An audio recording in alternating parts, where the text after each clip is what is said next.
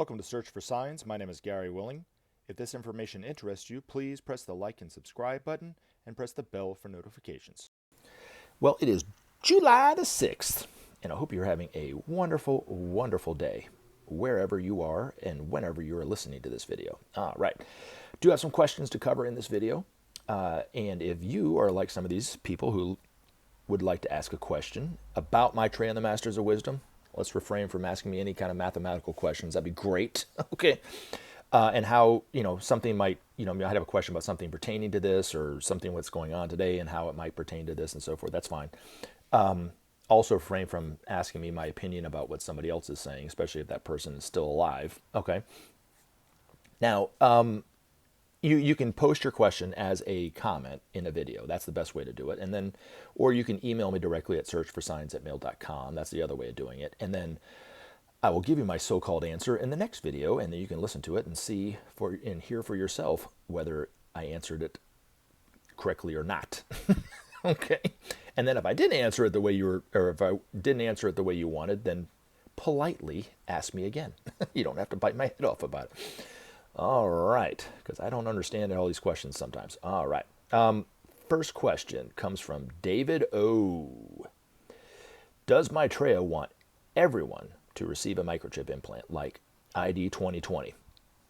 Well, David O., in a one-word answer that rhymes with your YouTube name, David O. No.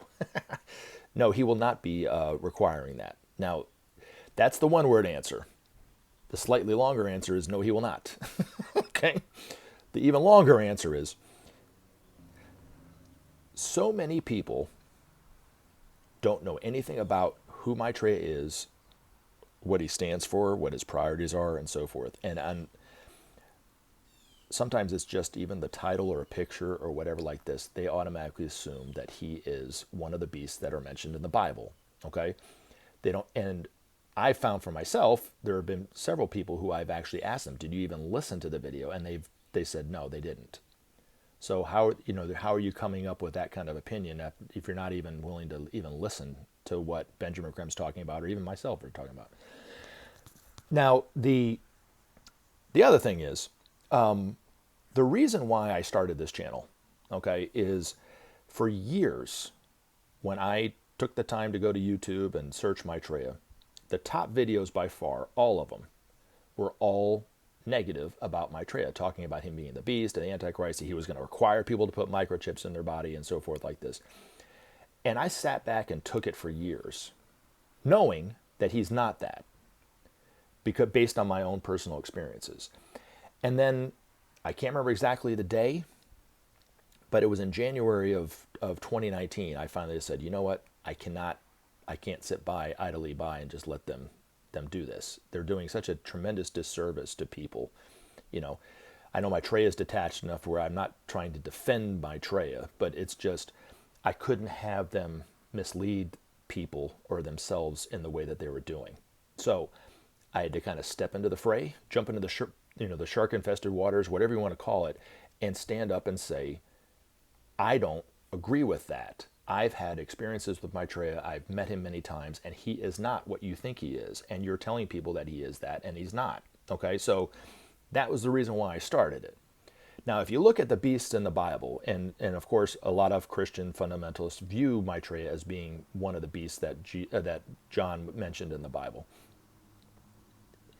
The beasts in the Bible were all symbolic.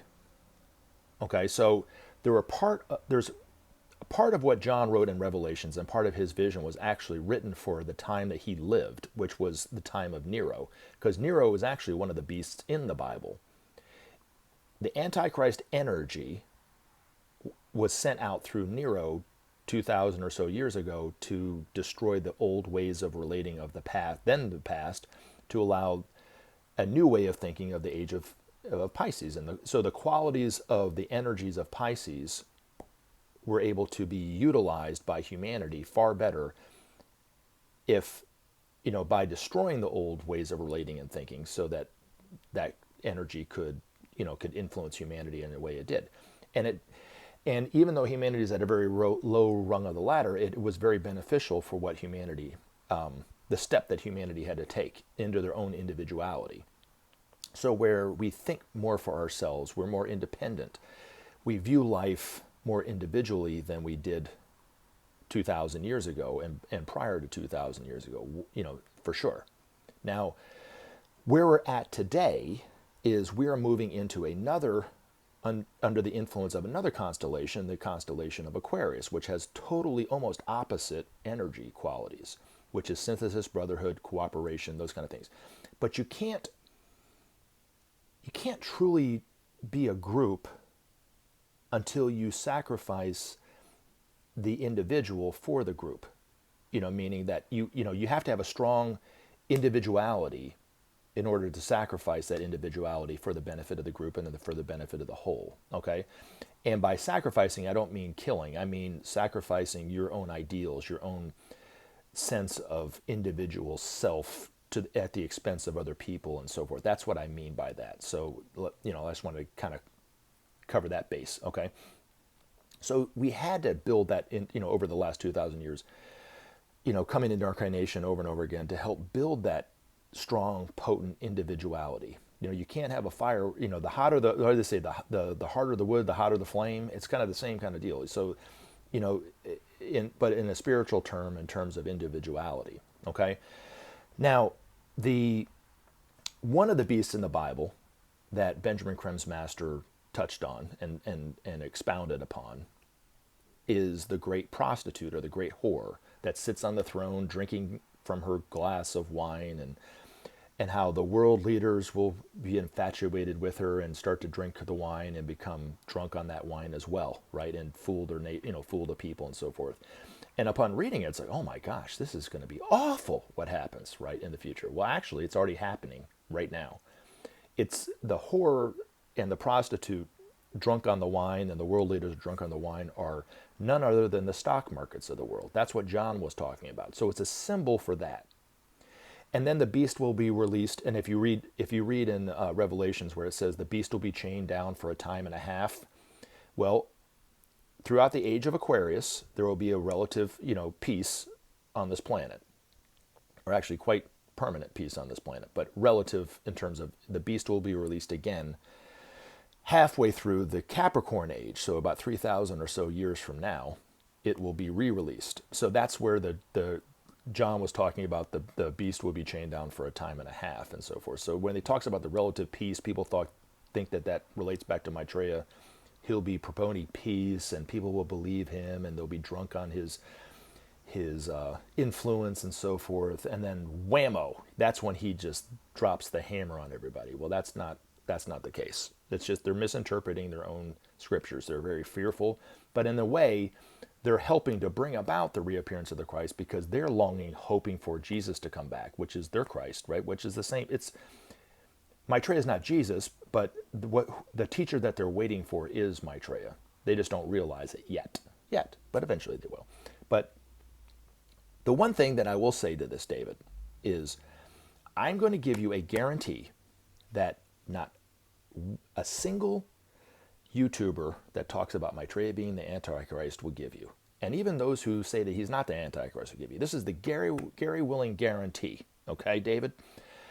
If I'm wrong, and Maitreya comes out on TV eventually and says, we are going to all need to get implants or you can't do business, just like these fundamentalists are saying that he's going to do. Okay, so if I was totally wrong with him and he is the beast of the Bible and blah, blah, blah, blah, blah, I give you full well permission, David, or anybody else listening, to travel to Atlanta, seek me out, ring my doorbell, let me open the door, and without saying a word, you have a right to kick me in the nuts as hard as you can. Okay? That's my guarantee. I also guarantee that not a single other YouTuber is going to give you that guarantee. So that should tell you that I believe 100% of what I'm saying, that he's not going to do that. So hopefully that helps. All right. Which leads me to the next question that David O. asked. Thank you for addressing my comment. And David, it is always my pleasure, and anybody else that asks questions for me to answer it as best I can, it's always my pleasure to do that. But if today's kids want a 20-hour work week, what's going to happen with production? Now, the first thing is, what I was talking about, the 20-hour work week, is that's the plan for humanity. It's not necessarily what the kids of today want, for instance. And that's That's not what I was saying like that. So let's get that straight. In terms of production, you got computers, you got robots, you got, assembly lines now that are more automated and so forth like that with robots that will help to free up a lot of the time that people were doing to build those things. Now, the other thing that I think, and this is a really kind of a long answer to your question, but I think this year, 2020, is the first year that humanity's had to take a really hard look at what we've been doing, okay, and how we've been living. Where there's unemployment now more than ever before, and that's in a lot of nations, not just in the United States, but the United States, it's really kind of coming to the head, and I think there will be more in eventually. It's coming, right? But also, part of the reason why there'll be more unemployment is because people are starting to prioritize their spending habits to where they don't necessarily maybe saving money instead of spending it on that little shiny little plastic object, or metal object that they probably didn't need anyway. So a lot of what, if we really broke down the work week for everybody, how many of those people working the day-to-day, Monday through Friday, in the offices, marketing this thing, trying to sell it, even producing it or whatever it is really essential. And I think we could probably scale back a lot, a very large percentage of what is done in the work that people go to every day, work in offices, work in factories or whatever like this, to make products that are really not necessary. So as people start to change their priorities, I think unemployment will start to increase because of that in and of itself. Now, the 20-hour work week, from what the masters say, is really what, or 18, 20 hours, I think, is really more of if you scaled back what all the wasted time even in these offices, standing by the water cooler just gossiping and so forth, or just zoning out in front of a computer. If you really scaled it down, you really are only getting about 15 to 20 hours of work out of an employee anyway, So, a lot of that other stuff is unnecessary. But it's the plan for humanity to start to live more and more true to who we are as souls. And you can't do that also when you're just working these meaningless lives of drudgery over and over and over again.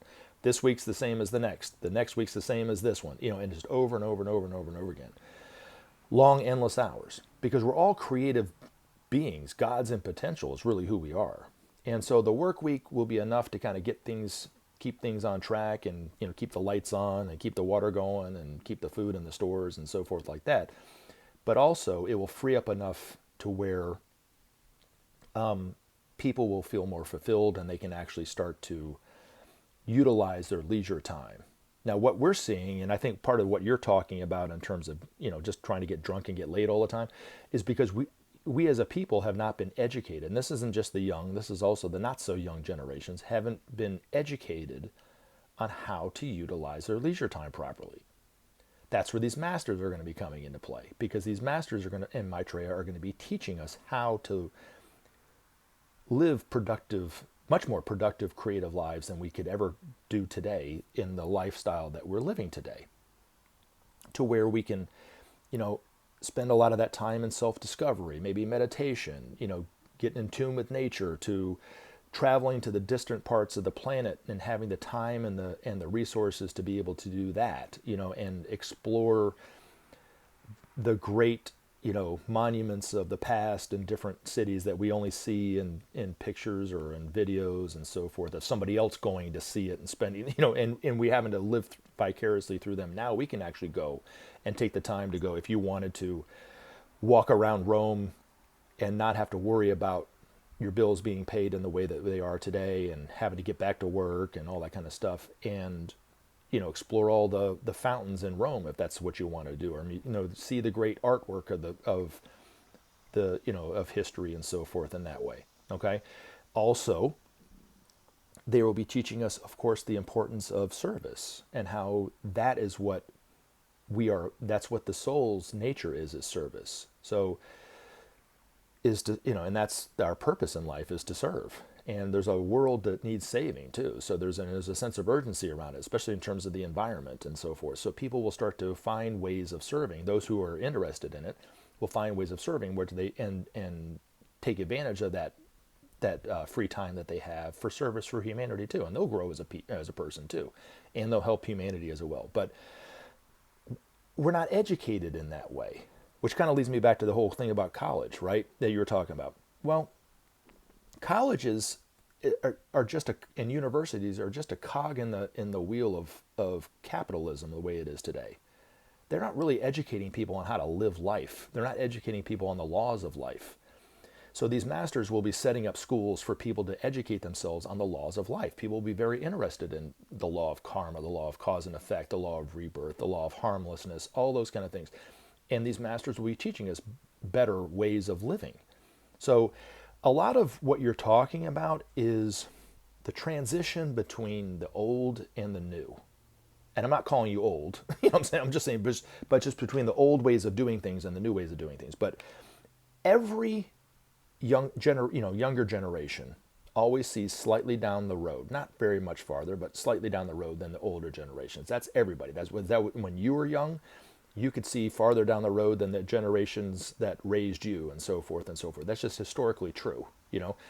So the young today, just like the young of the past, are rebelling against the older generations, trying to keep them back, you know. And but you know, they're just I'm seeing a tremendous amount of selfishness in those generations too, right? But it's becoming evident that it's not them per se, other than just the energies that are hitting the planet right now, which is causing all our selfishnesses to come up, and that's every one of us, right? Which is the divisions in the world, the sword of cleavage, and so forth. So hopefully that helps as well. And then it kind of leads me to Peter Miller's question about, is freedom unjust? Okay, now, freedom is not unjust. That's not what I was saying in that video that you were commenting about, Peter. What I was saying was freedom and justice are one and the same. It's impossible to have true freedom without true justice. And it's impossible to not have to have true justice without true freedom. So you have countries like Russia and China that put slightly more emphasis on justice for their people at the expense of freedom. Then you have countries like the United States that put more emphasis on freedom at the expense of justice. So when you hear the media, in the media, our so-called leaders talking about the country and how great the United States is, which I love the United States, don't get me wrong, but it's all about liberty and freedom. And you don't ever hear them talk about justice. But you really, in reality, you can't have one without the other. So even Martin Luther King talked about it. You can't be truly free when other people are oppressed. Just like you can't have justice for yourself when everyone else is living in hunger. You can't have it that way. Justice, from the master's point of view, is when every single one of us, without exception, knows that they're divine. And you can't talk about God when somebody's starving to death. And you also can't have, let's say, freedom, right? I even mentioned the phrase, freedom isn't free, right? And how inspiring it is for people's ideals of this country, that this country is all about fighting for freedom, right? That's the ideal. Is it really true?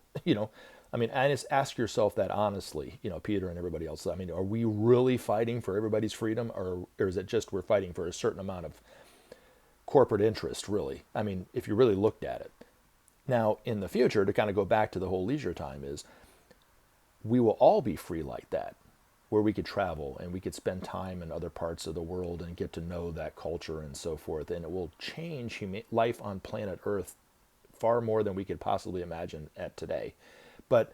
And then eventually we'll be able to travel to other planets and see what they're living like and that kind of thing. Just like, according to George Adamski, I think he said about 20 or 30% of the population of each planet will go over to another part of the planet, to another planet at any particular time, and they get to know what life is like on Mars or Venus or Jupiter or Saturn, and then they have like these cruise ships almost that they go from planet to planet. So everybody gets to travel to see other planets and all that kind of stuff. It's not just, the one percenters that get to do it, and it's free for everybody. So yes, justice and freedom are one and the same. But like I say, you can't have true freedom unless there's freedom for everybody. And you can't really have true freedom until your needs are all taken care of too. This isn't just about other people. This is about you too, Peter. Having your needs taken care of. So you don't have to worry about it quite so much. So you don't have to worry that, oh my God, what happens if I get sick? Am I going to lose my house? Am I not going to be able to eat? Those kind of things. Or your children's children and so forth. I mean, this is about all of us. This isn't just about some people that, faceless, nameless people that we don't know. So hopefully that helps. All right. Now, the next question I just want to kind of cover for just a second. All right. This one's kind of a disjointed kind of question, but I'll see if I can piece it together, Tao. I want to know what your Maitreya masters too think of justice for gazillions, killings every second of other animals and so forth, blah, blah, blah, blah. First of all, he's not my Maitreya. So to say your Maitreya or your masters is not true. The masters and Maitreya are for the whole world, everyone, religious and non-religious. So anyway, I'm not claiming ownership of them. That's for one thing. Now, in terms of justice, killings, violence, the laws of karma affect everyone. The laws of cause and effect, And if you're violent, like Jesus said, what did Jesus say? Those who live by the sword shall die by the sword. That's what it was very simple. He put it very simply for people. If you're a violent person, there will be violence coming back to you. If you put out negative thoughts, and you're doing it on a consistent basis, you're not going to get a lot of loving thoughts coming back to you. And it's just, you have to learn that we're in control of and the creation of our life, really. Now, also, to try to bring that whole thing into the whole animal thing about the slaughter of animals and so forth. The slaughtering of animals, the experimentation on animals and so forth, and that how nasty that is actually their karma. The animal kingdom, there was a time when humanity started to we started to individualize as early animal man. There were dinosaurs still living on the planet. Now, not the big ones, not the big guys, the biggies like the T-Rexes, but the smaller dinosaurs. And those dinosaurs nearly killed off humanity to the point where we almost became extinct. So the destruction that they caused, the animal kingdom's having to pay back now. That's their karma. So a lot of the extinction of animals and, like I said, the slaughtering of animals for food and so forth is coming from their karma. So karma can be a bit nasty. We might not agree with it. We might not know why things are going on. We only see what's happening right now. We don't see the cause of it. We see the result of it, but we don't see the cause of what caused karma for ourselves, for other people, for other countries, for even, like I said, with the animals and so forth. And yet our heart goes out to them, and we a lot of times pity those people, but a lot of times, nearly all the time, it's they're having to work off their karma in some level. So as much as I hate to see images or videos of really cute little bunnies getting hairspray sprayed in their face to see if that actually burns eyes, that kind of thing, and it really, my heart, it just kills me to see that, right? I have to kind of remind myself that it's actually the karma of the animal. So it's one of those kind of things. But anyway, and if we continue to do it, eventually we'll start to have karma that we have to pay off toward the animal kingdom. But anyway, right now it's the balancing out of that. So hopefully that helps. Now, lastly, I was so glad that Zen put this in there, because I wouldn't have seen this on my own. I do apologize. But it says, did you see the coronavirus crop circle in Wiltshire, England? Not the Photoshopped one with the Microsoft logo inside of it. It's fascinating. Do you have any thoughts on this? And Zen, I actually put the image of this as the background of this photo. Okay, so this is what I found when I started looking on Google for it. So I didn't know if I would be able to find the link that you were talking about, but I actually did, because that's the one I saw was all I could see was the logo of the Microsoft logo in this whole thing. And then if you go to the Facebook page that I put up for the Search for Signs Facebook page, I actually have an image of this, a couple images of this crop circle, and then a link to the article that I found in the UK Daily Mail, I think is what it is. Anyway, now to answer your question about my thoughts on this, I'm 95% sure it's authentic. And the only reason why I'm saying there's a 5% element of doubt is just because people can Photoshop stuff and make it look totally legitimate. So the only news article I could find was from the Daily Mail, and then there were some other ones that were basically the same article that they just basically cut, copied, and pasted and put their name on it. So if there were independent versions of this from different news medias, then I probably would say I'm 100% convinced it's legitimate. But for right now, I'm just going to say it's 95. Okay, so I always leave that little element of doubt there for myself. Now, it wouldn't surprise me that the Space Brothers from other planets actually put that there to let us know that they know what we're going through. Maybe it's even a warning that, it's about to get worse before it gets better even. I know when Maitreya, right before he came out on TV, there was the star of Maitreya, which was 4 spaceships from our neighboring planets, and they looked like a star in the sky. But the first crop circle of the season was actually in the shape of none other than the star. And so these Space Brothers know what's going on in life on Earth.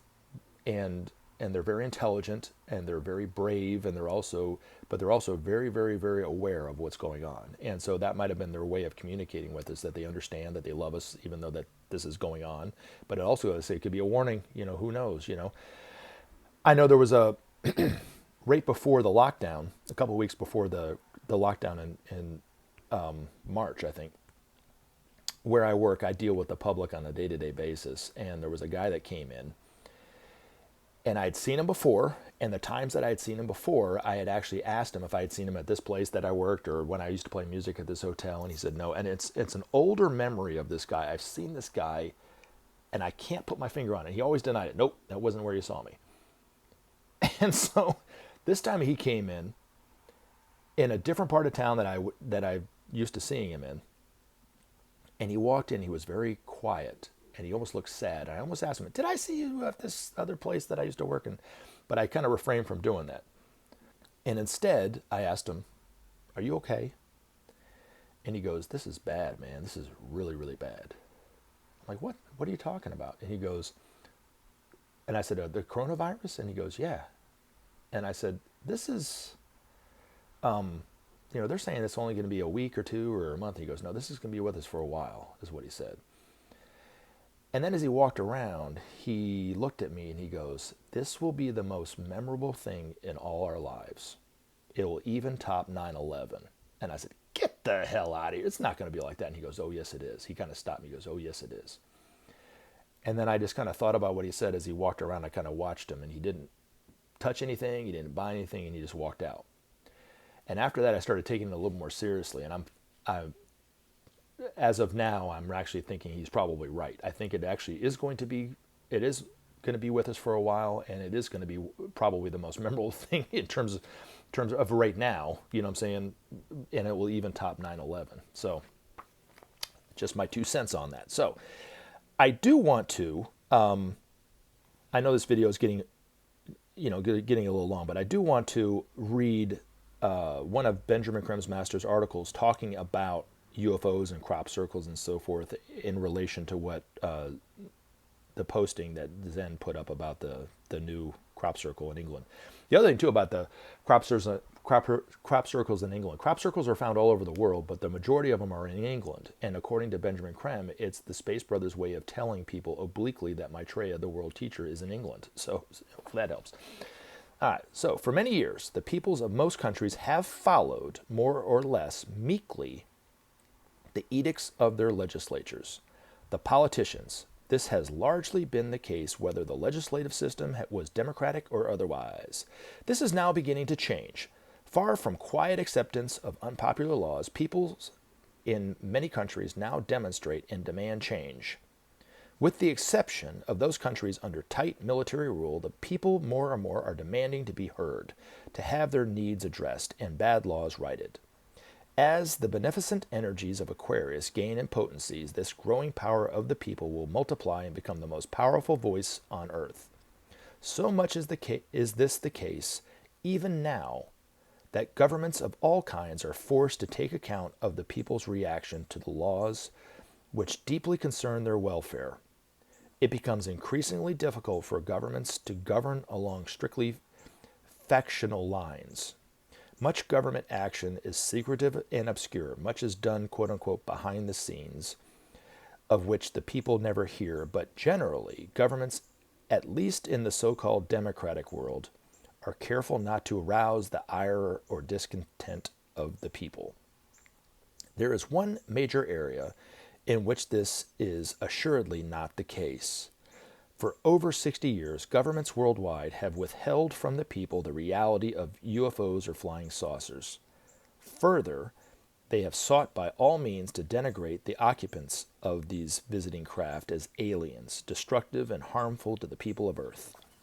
To keep their population under control and to avoid quote-unquote panic, they have denied the experience of hundreds of thousands of intelligent, open-minded citizens.